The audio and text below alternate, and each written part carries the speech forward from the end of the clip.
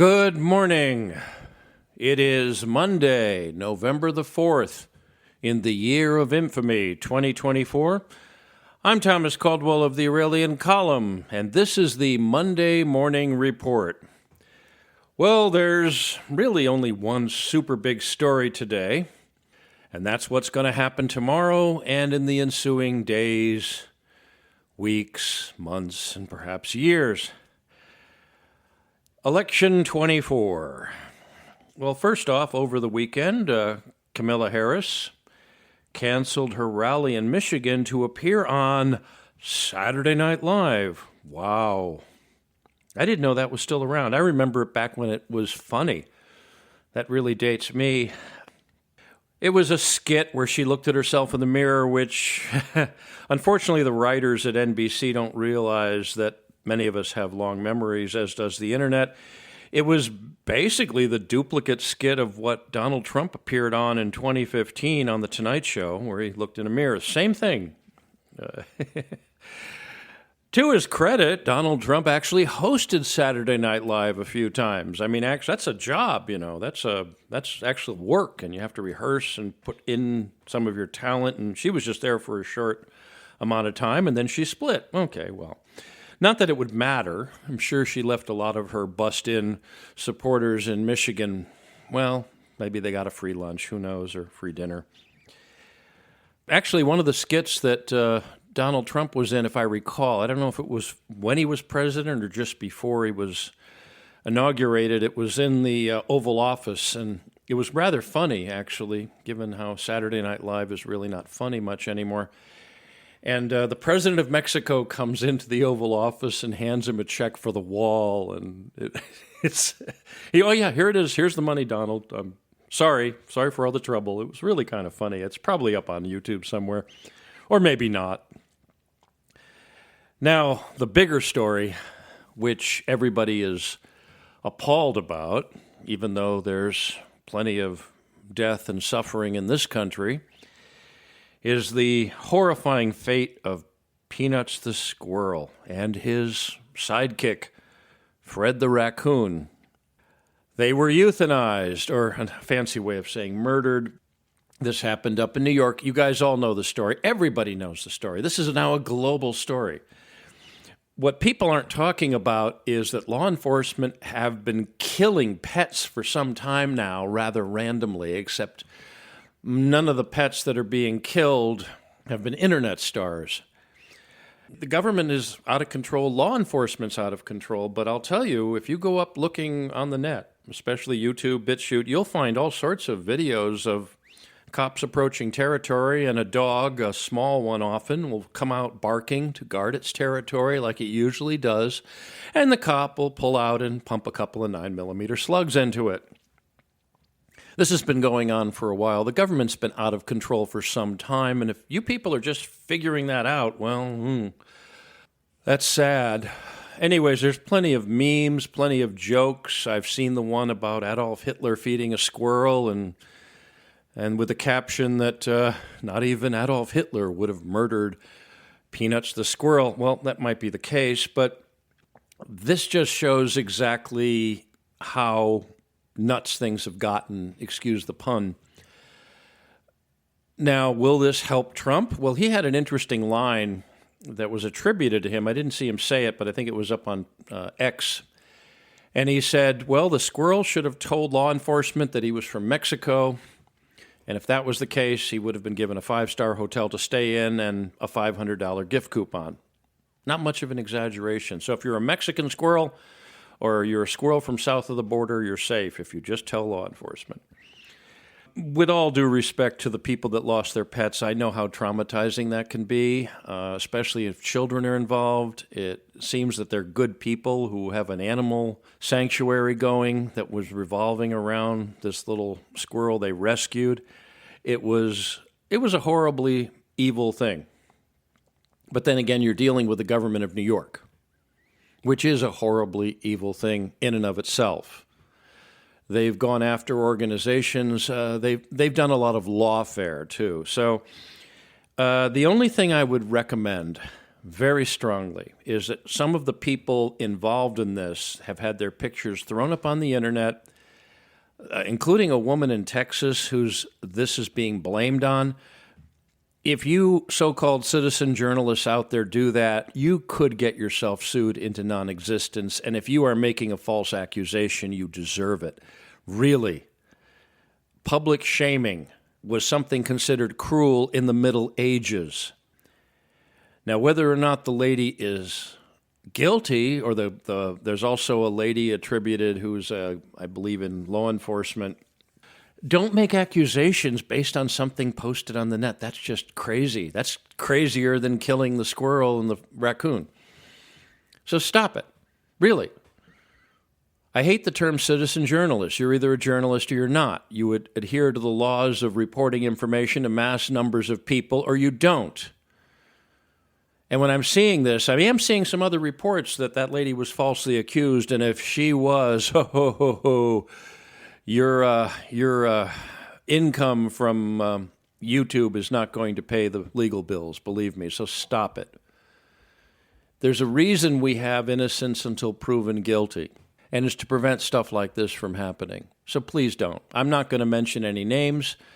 I was part of a little bit of a dust-up back in the 1990s when a man was accused of setting off bombs. What was his name? Richard Jewell, I believe, at the Atlanta Olympics. And he was being falsely accused by the news media, and I was with a news organization, to its credit, refused to mention his name until he was named as a suspect. And my news organization didn't get sued, but all the others did. And rightfully so. I hope Mr. Jewell was able to collect his winnings and go off and live on a yacht in the Caribbean or something. But really, don't go out there and make public accusations or cause damage to people unless there is absolute proof. Really.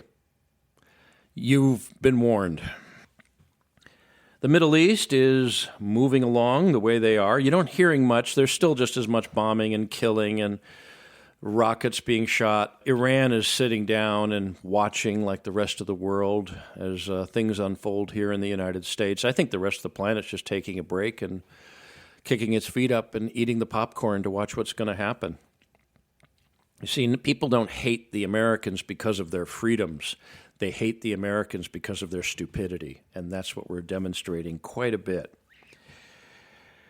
Now, there have been other reports in Washington, D.C., or from Washington, D.C., by YouTube people who don't identify themselves. That says something about all the preparations being made for civil unrest in Washington, D.C., of black helicopters flying in and rehearsing evacuating people from the Capitol. Well, they do that sort of thing, especially after January 6th. Yeah, that would be the case, but for someone who's actually lived in Washington, D.C., in the center of things, like, within about 20 minutes walk from the White House, and I lived there for several years, these sorts of things are going on all the time, folks.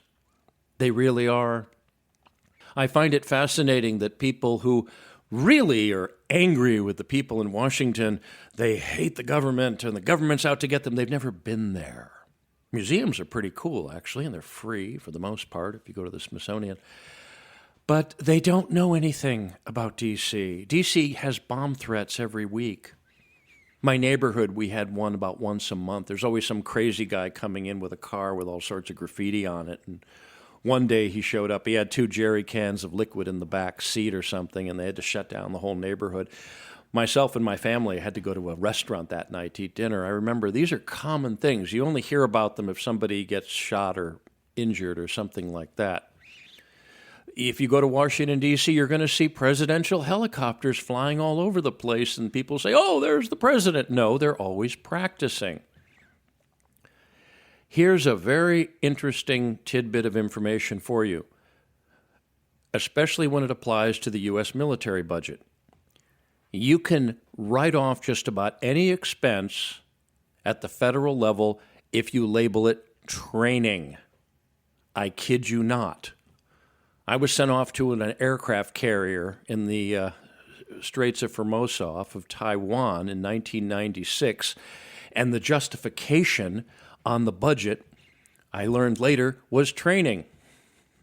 The U.S. military throws parties, and if there's no line item, they can expense it off to training. Yeah, they're teaching people how to interact with the public. I'm not joking. The federal government wants to do something.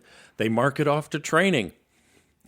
I'm not joking. This is how it works. So I guarantee you that they're going to come up with as many reasons to train as they can. Why? Because they get extra time. They get extra money. If there's going to be a training exercise out in Colorado in ski season, they're going to find a way to budget that. This is a lot of waste goes into training. And if Elon Musk is going to be an advisor on government efficiency, that's the first thing they're going to have to look at. I once went to a U.S. Navy reception in Japan, and I found out later that the whole gala event, including the lobsters and all the other stuff they served to food, that was all training. Washington, D.C. is always abuzz with activity, and if you know how it works, well, yeah, they're going to be training for civil unrest. They do that a lot, I'm sure. They probably have training to evacuate the president or some VIP in case of a nuclear war, and they do that. That's what they're paid to do. There's also all sorts of strange things you see that people don't understand. I remember George W. Bush giving an address from the Oval Office, and in the background you saw little balls of light flying around, and it was all over various media platforms, YouTube and all the other things, that there were UFOs landing. No, that's something called Reagan National Airport. And that's one of the runways that the planes are coming in on. Anybody who lives in D.C. knows that. From the Oval Office, out the back, the president can see National Airport, or at least the planes going in and out of it. What fools these mortals be. One of the best lines out of Shakespeare. I would urge people that, assuming that there's civility following this most ridiculous of elections, take the time to go to Washington, D.C. Really, take a tour of the White House. You can do that. It's not difficult unless you have a background of serious criminal violence. Just go to your congressman, not your senator, your congressman. And there's somebody on staff whose job is for constituents to go get to the White House. You have to make an appointment several months in advance. I recommend getting there in the early morning tours because the Secret Service agents are fresh and they tend to want to talk, and they're pretty, they love to talk about the history of the place. The people who are most worried right now don't really know how things work. Now, is there a chance that there's going to be civil unrest in this country? Absolutely. Is it a good idea? No. Now, that's going to lead me into one more thing I'm going to speak about, and this is the reason why so many of us are concerned over this lady, Kamala Harris. Now, I have an old colleague who, I'm sorry to say, is still a leftist in the news business. He dropped me a note the other day when I was talking about Harris being a Marxist, communist, and he said, why is that? What has she said or done? And I said, well, simple. She is into equity. There are other things as well. There was a cartoon done a few years ago about equity. And we're all going to have just as much. No. Here's something very politically incorrect for you to hear. There's no such thing as equal anywhere in the universe. Nothing is equal to anything else. People do not have the same opportunities. They do not have the same skill sets. They do not have the same intelligence levels. We are far more individual than we like to think. Equal opportunities, yes. You have the right to go as far as talent and ability can take you, as well as good decisions. Now, her father was one heck of a Marxist. I would delve into her background. Recently, the rather controversial commentator Candace Owens has had an awful lot of stuff about Kamala Harris. I would recommend checking it out. I don't know all of her sources or what have you, and again, there's so much stuff to cover. I've just taken a few quick looks at it, but I would recommend checking out some of her stuff. Remember, Marxism is a religion. It really is. It's a fanatical religion. Marxism is something that is indoctrinated often into families. No one wants to talk about that, but all these youth organizations, communist organizations in Europe and everything, they are there.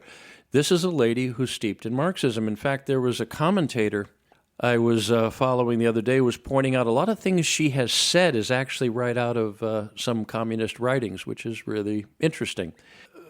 The worst thing that the human race ever came up with was Marxism, communism. People are offended by swastikas, which is an ancient symbol that goes across cultural barriers and historical references. And just because the Germans misused it in the 1930s doesn't mean it's bad. But the one symbol that is far worse, a symbol that has caused more misery and pain and agony and death and suffering than any other, is the hammer and the sickle. And if you don't believe that, you really don't have a clue. This lady really does believe this stuff. If you really follow what she's saying, and remember, she's probably not as stupid as a lot of you Trump supporters out there think she is. That could just be a front she's putting up. But the people in power want absolute power. They have been indoctrinated into leftist, Marxist ideology for decades. That's why this woman is dangerous. And that's why everybody supporting her is a fool. Equity is evil. Nothing is equal to anything else in the universe. We are not all equal. We have equal opportunity, or at least we should. We are not all the same. We all have different strengths and different weaknesses. And it's accepting those strengths and weaknesses in ourselves and in others that makes this world a livable place, if we choose it to be a livable place. Early voting has ended in election 24. Tomorrow, people will go to the polls who haven't yet voted. And there's already so many reports of fraud, of machines not working. I think using a computer to vote is quite insane, but what is sane these days? It's a foregone conclusion that one side is not going to capitulate to the other. If this was a fair election, whatever you think of his politics, Trump would be winning hands down, and that's just pretty much a given. People are talking about taking weeks to count ballots, which wouldn't even be the case in most third world countries. When I was growing up, election results were usually known by 2 or 3 in the morning at the latest, because people were more competent and more honest, and they cared about the country before they cared about their own petty greeds and bankrupt ideologies. So 24 hours from now, people will be voting. 48 hours from now, what will we be up to? Don't know. Let's hope it's more positive than a lot of people are predicting. That's it for today. If you appreciate my work, please like and subscribe, and I really urge you to consider a paid subscription. One thing I'm going to point out is starting this week, you'll be seeing more and more different types of reports. You saw meditations over the weekend. That was the first one. That's going to be for paid subscribers only from next Sunday. I will be doing far more book reviews. I have a big demand for those, which is fine. Reading is what we really need to be doing more of these days. It's always important to drink from the fountain of knowledge, not gargle at it. I can be reached at feedback@aureliancolumn.com. That's feedback@aureliancolumn.com. I am getting a lot of messages these days. If I can't get directly back to you, apologies. I'll do what I can. I'm up on X. My ID there is MICCAMPEN. That's MICCAMPEN. I'm up at Telegram. That's the Aurelian Column. Is the ID there. If you do my name in a few places, I'm up on MeWe. I'm up on Gab. I'm up on Minds. I'm in quite a few places. I'm not on Facebook, and I don't miss it at all. Until we meet again, be good, be safe, be vigilant, and remember, clown world must be destroyed. Good day.